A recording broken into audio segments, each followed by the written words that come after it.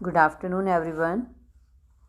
अपने last video में previous video में मैंने आपको बताया था कि विकास के कौन कौन से सिद्धांत होते हैं। कुछ general principles growth and development के हमने डिस्कस किए थे, जैसे कि प्रिंसिपल ऑफ कॉन्टिन्यूटी, निरंतरता का सिद्धांत, विशिष्ट से सामान्य का सिद्धांत, व्यक्तिगत विभिन्नताओं का सिद्धांत, वातावरण और वंशानुक्रम का सिद्धांत, एकीकरण का सिद्धांत। इस तरह से मैंने आपको विकास के बहुत सारे सिद्धांत बताए थे जो कि आपके सब्जेक्टिव यानी बीएड फर्स्ट ईयर और आपके सीटेट एस्टेट सभी कम्पिटिटिव एग्ज़ाम में जो सीडीपी आती है उसमें भी बहुत ज़्यादा बेनिफिशियल हैं, बहुत ज़्यादा इंपॉर्टेंट हैं।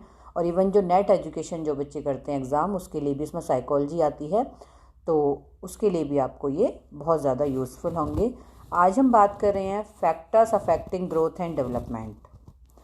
वृद्धि और विकास को प्रभावित करने वाले कारक कौन कौन से हैं।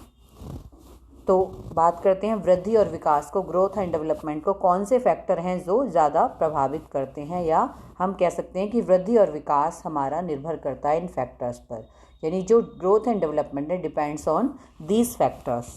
क्या हैं वो, देखिए थोड़ा सा इसका इंट्रोडक्शन हम कर लेते हैं। Nature and nurture both contribute to the growth and development of children. बच्चों की वृद्धि और विकास पर नेचर एंड नर्चर यानी प्रकृति और पोषण दोनों अपना प्रभाव डालते हैं। प्रकृति पोषण से मतलब यहाँ बेटा प्रकृति से है आपकी हेरिडिटी, और नर्चर पोषण यानी इन्वायरमेंट, जैसा आपका वातावरण है, परिवेश है, जैसा आपको न्यूट्रिशन मिल रहा है। यहाँ पोषण से मतलब से शारीरिक पोषण से नहीं है, हर तरह के विकास से है, वैल्यूज से है, आपके जो गुण हैं उससे है, जो आपको नैतिकता सिखाई जा रही है उससे है। तो किस तरह आपको नर्चर किया जा रहा है, इस तरह दो बेसिक फैक्टर हम लेकर चलते हैं, वंशानुक्रम और वातावरण।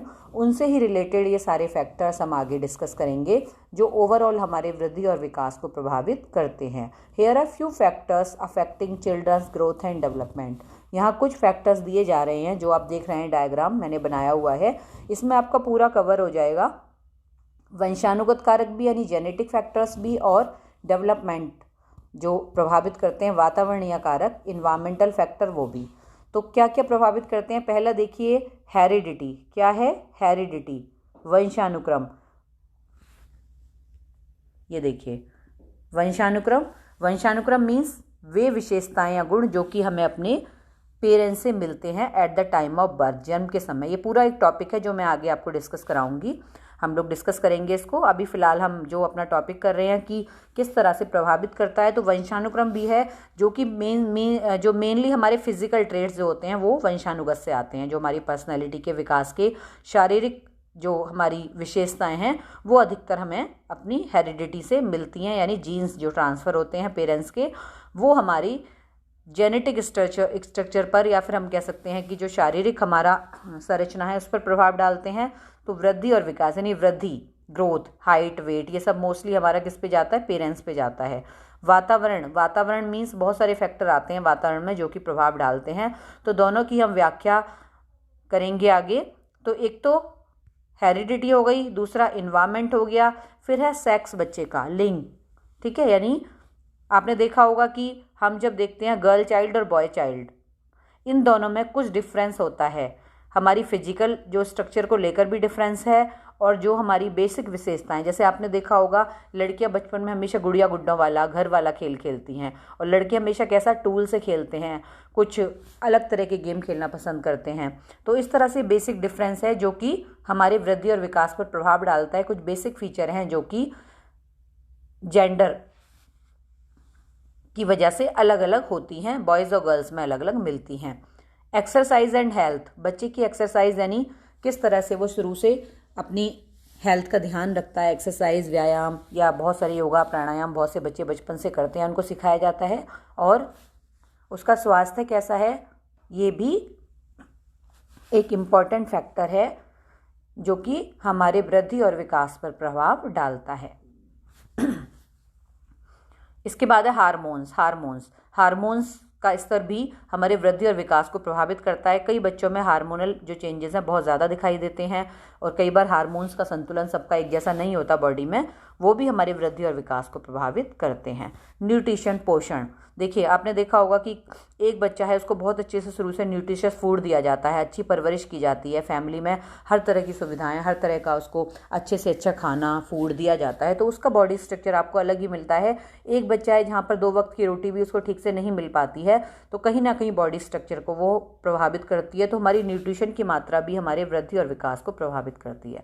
आपने देखा होगा कई बार बच्चे बहुत ज़्यादा कमज़ोर से दिखाई देते हैं, तो आपको लगता है, डॉक्टर भी कहते हैं कि इसको पोषण की कमी है, इनको आप ये अच्छा से अच्छा फूड दीजिए, न्यूट्रिशन दीजिए, वाइटामिन दीजिए, तो ये भी हमारी ग्रोथ एंड डेवलपमेंट को प्रभावित करता है। फैमिली इन्फ्लुएंस, परिवार का प्रभाव, this is the very important factor. परिवार का प्रभाव, परिवार में कई बार सब चीज़ ठीक है, खुशहाल है, संयुक्त परिवार में बच्चा रहता है, उसको सबका लाड दुलार मिलता है, दादा का, दादी का, सभी लोगों का, और एक अच्छी सीख मिलती है, तो वहाँ पर उसकी पर्सनैलिटी अलग ही डेवलप होती है, उसका विकास अलग तरीके से होता है। वहीं दूसरी ओर ऐसी फैमिली में जहाँ बच्चे को कोई केयर करने वाला नहीं है, जहाँ लगातार झगड़े रहते हैं, क्लेश रहता है, और बच्चा अपने ढंग से ना उसका एक पीसफुल इन्वायरमेंट उसको मिलता है, तो वहाँ पर आप समझ सकते हैं कि किस तरह का ना उसकी बेसिक नीड्स पूरी होती हैं, तो वहाँ पर बच्चे का वृद्धि और विकास कैसे होगा ये आप अच्छे से अंदाज़ा लगा सकते हैं। तो फैमिली इन्फ्लुएंस बहुत ज़्यादा होता है। परिवार में कोई व्यक्ति ऐसा होना कि बहुत अच्छा जिसका प्रभाव होता है बच्चे पर, वो भी एक तरह से रोल मॉडल जिसको हम कहते हैं, कि हमारे घर में कोई भी हो सकते हैं, दादा दादी, भाई बहन, मम्मी पापा, तो जिनसे बच्चा बहुत ज़्यादा इन्फ्लुएंस होता है, तो वहाँ पर भी उसकी पर्सनैलिटी को वो चीज़ प्रभावित करती है। समाज और संस्कृति, सोसाइटी एंड कल्चर, सोसाइटी किसको कहते हैं हम? हमारी सराउंडिंग, हमारा परिवेश, हमारे आसपास के लोग, हमारे नेबर, हमारे रिलेटिव, फ्रेंड, ये सब सोसाइटी का निर्माण करते हैं। कल्चर, संस्कृति मीन्स जो हमारे कस्टम हैं, जो हम आसपास अपने रीति रिवाज देखते हैं, जिन सोशल चीज़ों को हम फॉलो करते हैं, हमारे नेबरहुड में हम सब मिलकर जो चीज़ें सेलिब्रेट करते हैं, त्यौहार है, हमारे रीति रिवाज हैं, वेशभूषा है, फूड है, ये सब किस में आता है? संस्कृति में। तो समाज और संस्कृति की बच्चे को बहुत प्रभावित करती है। आपने देखा होगा कि अलग अलग स्टेट वाइज अगर हम देखते हैं किसी दूसरे स्टेट का, राजस्थान, हरियाणा, पंजाब, यहाँ पर अलग अलग फूड, अलग अलग वेशभूषाएं, वहाँ से आप पहचान लेते हो ये तो पंजाब से आया है व्यक्ति, ये हरियाणा का है, राजस्थान का है। तो समाज और संस्कृति भी बच्चे के विकास को प्रभावित करती है, मनुष्य के विकास को प्रभावित करती है। किस सोसाइटी, किस कल्चर से वो आया है, कहाँ वो रह रहा है, वहाँ पर भी बहुत ज़्यादा प्रभाव डालता है। जैसे आपने 2 तोतों की कहानी सुनी होगी, कई बार हम बचपन से सुनते आते हैं कि एक ऋषि के आश्रम में गिरता है और एक चोरों की बस्ती में। तो वहाँ पर क्या होता है, वो एक ही जीन से एक ही होते हैं, एक ही माता पिता की संतान होती है, लेकिन जो संस्कृति और समाज है, जिस माहौल में वो होते हैं, उस पर प्रभाव डालता है बहुत ज़्यादा। एक गाली गलौज करना सीखता है, मारपीट करना, दूसरा बहुत अच्छे संस्कार, सबको नमस्ते करना, सबका स्वागत करना सीख जाता है। तो इसको हम कह सकते हैं कि समाज और संस्कृति और परिवेश बहुत ज़्यादा प्रभाव डालते हैं हमारे किस पर? ग्रोथ एंड डेवलपमेंट पर, वृद्धि और विकास पर। स्कूलिंग भी मैटर करती है बहुत ज़्यादा। जिस स्कूल में बच्चा पढ़ता है, कई बार आप बहुत अच्छी एजुकेशन बच्चे को देते हैं, हर तरह से वहाँ पर हर डोमेन का, हर एस्पेक्ट का, पर्सनैलिटी के स्कूल में अच्छी एजुकेशन दी जाती है, हर उसका ग्रोथ और डेवलपमेंट होता है, तो वहाँ पर बच्चे का वृद्धि और विकास अलग दिखाई देता है। एक अच्छे स्कूल्स में जहाँ पर कि हर तरह से उसकी पर्सनैलिटी को ग्रूम किया जाता है, अच्छे टीचर्स हैं, अच्छी एजुकेशन है, वहाँ पर बच्चा अलग से ही बिल्कुल व्यक्तित्व वाला होकर निकलता है अच्छी एजुकेशन को पाकर। और वहीं दूसरी ओर स्कूल में अगर बच्चे की कंपनी गलत है, पीयर उसके गलत हैं, टीचर्स वगैरह भी इतने अच्छे से एजुकेशन उसको नहीं मिल पाती है, डील नहीं कर पाते हैं, या फिर हम कह सकते हैं कि कई बार हमारा बजट या हम अपने फाइनेंशियली सर्कमस्टांसिस की वजह से स्कूल अपना उसी हिसाब से करते हैं, लेकिन फिर भी विद्यालय प्रभाव डालता है। विद्यालय का वातावरण सबसे बड़ी बात है कि ऐसा नहीं है बिल्डिंग या इंफ्रा, कई बार छोटे विद्यालय में भी इतनी अच्छी एजुकेशन दी जाती है कि वहाँ पर बच्चा अलग ही पर्सनैलिटी वाला, व्यक्तित्व वाला बनता है, और अच्छी जो डेजिनेशन पर जाते हैं बच्चे। तो सबसे बड़ी बात होती है कि स्कूल में स्कूलिंग आपकी कैसी है, टीचर्स कैसे हैं, आपके पीयर कैसे हैं, और किस तरह से वहाँ पर एजुकेशन प्रोवाइड की जाती है। एज, आयु से भी बहुत प्रभाव पड़ता है, आयु का भी ग्रोथ एंड डेवलपमेंट पर, क्योंकि एक छोटा बच्चा है वो अपने अकॉर्डिंग ही आपको, उसका जो आईक्यू है, बुद्धिमत्ता है, वो उसी के अकॉर्डिंग आपको मिलेगी, वो उसी तरह की बातें करेगा। जैसे जैसे वो बड़ा होता है, वृद्धि और विकास बच्चे का बढ़ता जाता है, मैच्योरिटी आती है, लर्निंग अच्छी होती है, इंटेलिजेंस बढ़ती है। तो एज भी एक फैक्टर है जो वृद्धि और विकास पर प्रभाव डालते हैं। जैसे जैसे एज बढ़ती है बच्चे की, उसका वृद्धि और विकास और ज़्यादा अच्छे से हो जाता है। बुद्धि, इंटेलिजेंस, बुद्धि भी एक इम्पॉर्टेंट फैक्टर है। बुद्धि सब बच्चों में अलग अलग होती है। जैसे हमने बात की थी कि रेट और पेस ऑफ लर्निंग हर व्यक्ति में अलग अलग होता है, ऐसे ही बुद्धि भी प्रभाव डालती है।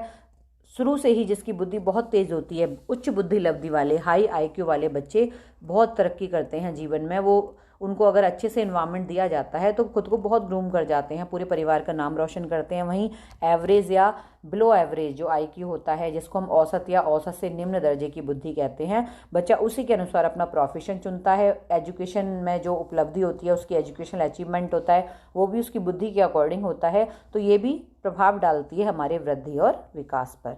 इंडिविजुअल डिफरेंसेस, व्यक्तिगत विभिन्नताएं, जिसको कि मैं कहती हूँ साइकोलॉजी का एसेंस है, निचोड़ है ये वर्ड। इसके बिना हम कोई भी कॉन्सेप्ट को पढ़ेंगे वो अधूरा है, क्योंकि हम व्यक्तिगत विभिन्नताओं को इग्नोर नहीं कर सकते, इंडिविजुअल डिफरेंसेस को हम इग्नोर नहीं कर सकते। ये बहुत महत्वपूर्ण पार्ट होता है हर व्यक्ति की पर्सनालिटी का। हर व्यक्ति में कुछ अलग यूनिक फीचर्स होती हैं जो कि दूसरों से अलग बनाती हैं। ठीक है, तो व्यक्ति वृद्धि और विकास तो प्रभाव डालेंगे, इंडिविजुअल डिफरेंसेस तो उसको अफेक्ट करेगा ही। किसी में कुछ और गुण है, किसी में इंजीनियरिंग बनने का गुण है, किसी में डॉक्टर बनने का गुण है, किसी में कोई और अलग विशेषता है। तो जैसी उसमें विशेषता है, जैसा उसका आईक्यू है, जैसे उसमें अलग अलग प्रतिभाएं हैं, उसी प्रतिभा के अकॉर्डिंग बच्चा अपना विकास करता है और उसी के अकॉर्डिंग वो आगे अपने को व्यक्तित्व को बनाता है। तो वृद्धि और विकास में व्यक्तिगत विभिन्नताओं की बहुत भूमिका होती है। अगर इनको समझकर हम बच्चे की स्टडी करेंगे, माता पिता या अध्यापक इसको समझकर उसको आगे बढ़ाएंगे, उसके एप्टीट्यूड को समझकर आगे बढ़ेंगे, तो वो भी क्या है, बहुत मैटर करता है। इसके अलावा आप एप्टीट्यूड लिख सकते हो। एप्टीट्यूड क्या होता है? अभिवृत्ति। बच्चे की शुरू से अभिवृत्ति कैसी है, किन चीज़ों में उसका रुझान है, क्या उसकी रुचि है, उसको भी हम इग्नोर नहीं कर सकते। वो भी रुचि या अभिवृत्ति दोनों लिख सकते हो आप। इंटरेस्ट एंड एप्टीट्यूड वो भी बहुत महत्वपूर्ण भूमिका निभाते हैं किसी व्यक्ति के व्यक्तित्व को प्रभावित करने में।